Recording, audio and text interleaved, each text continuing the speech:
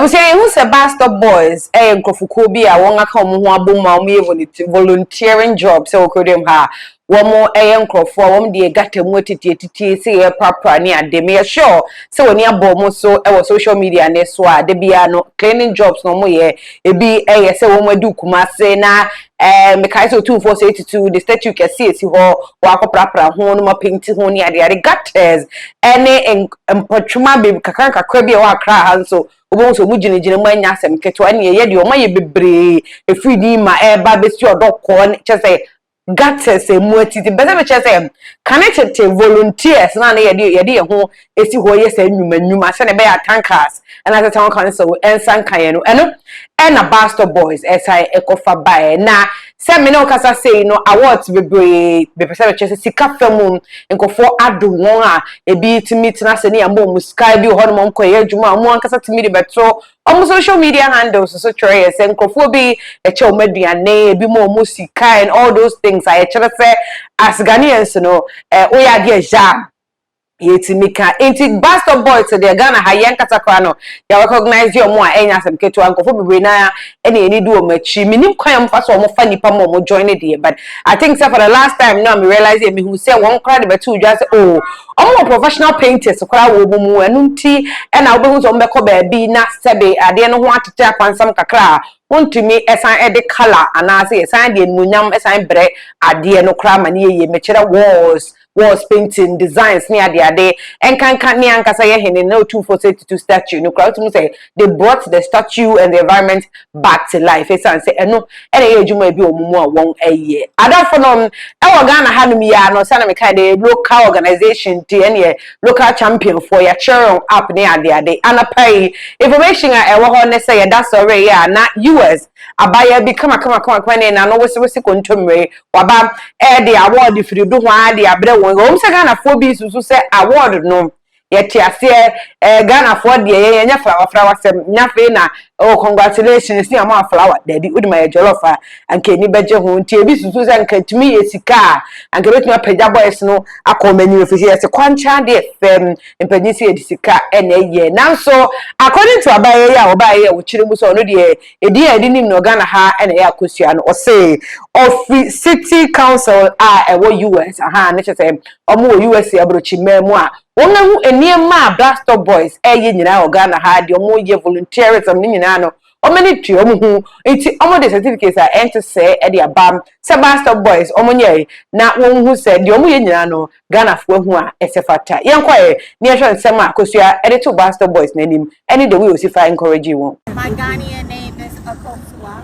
All the way from the United States of America, the Buzstopboys has been recognized. Don't take my words for it. Listen to Madame herself speak. My Ghanaian name is Akosua.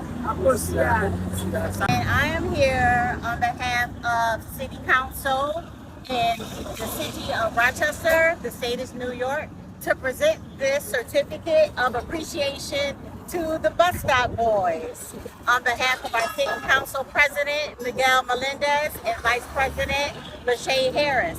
And it reads, on behalf of the City Council and citizens of Rochester, New York, we offer our congratulations and admiration for your volunteerism and service in Ghana, West Africa, which we share in Rochester. You play a vital role in promoting a clean, vibrant, and healthy community by providing education through the care and maintenance of streets, parks, and various communities.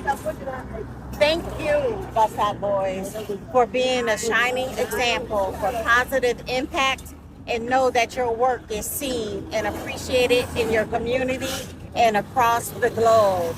And again, I bring this from New York to Ghana. Thank you very much. We have a full Buzstopboys. Also want to say thank you to yourself. I'm very grateful and we appreciate it. Thank you very much. Yes, so guys, we all the way from New York City to the Buzstopboys.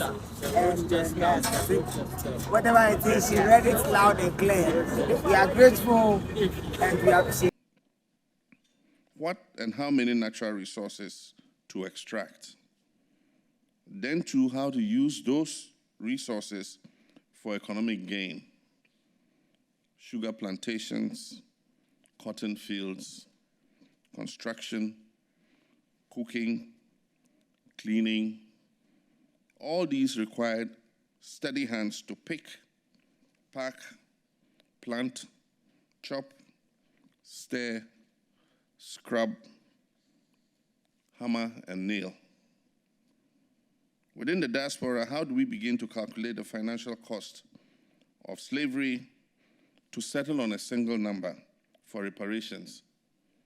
How do we begin to do the same on the African continent? These are serious questions because the damage done by the institutions of slavery and colonialism are still echoing through the daily lives of most Black people across the globe.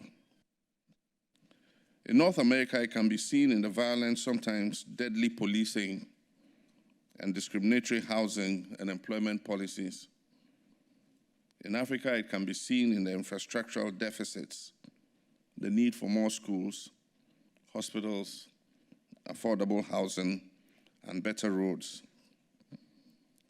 It can be seen in the inability of most Africans to read and write in their native languages, despite being able to read and write and speak in their colonial languages. From the continent and throughout the diaspora, the resounding damage of slavery and colonialism are most painfully evident in the displacement of our people. We're always migrating north or south, or emigrating to Europe or North America.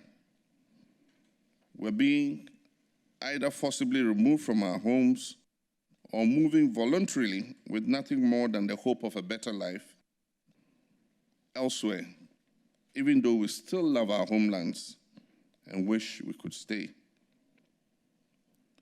A prime example of such displacement would be the community of Africville, right here in Halifax, which I had the privilege of visiting yesterday. The government neglected to provide the Africville community with basic services, despite several petitions by the residents, and they allowed the community to fall into disrepair. The area immediately surrounding Africville was used for industrial purposes, and a waste facility was even situated near the residences, a classic case of environmental racism. One after the other, people of Africville fell ill, and the community was forcibly relocated to homes in another part of town because the government deemed that the area was a health hazard. Then the site where Africville had once existed in disrepair as a slum underwent a revitalization that resulted in the construction of a bridge, port facilities, and new roads. The attention, time, and financial investment that was not given to Africville was suddenly somehow available. Though it took nearly 5 decades, I understand that the city of Halifax issued an apology.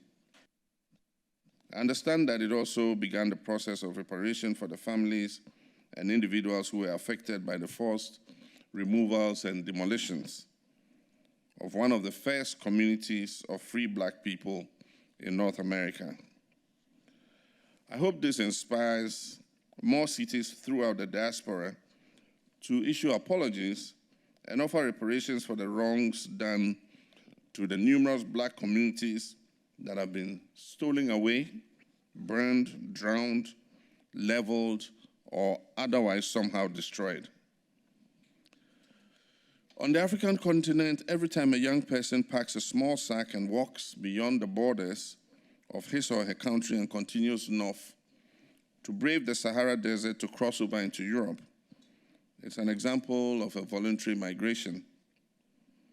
And those types of departures are usually born out of desperation, poverty, hunger, war, limited opportunities, and climate crises, such as floods, fires, and drought.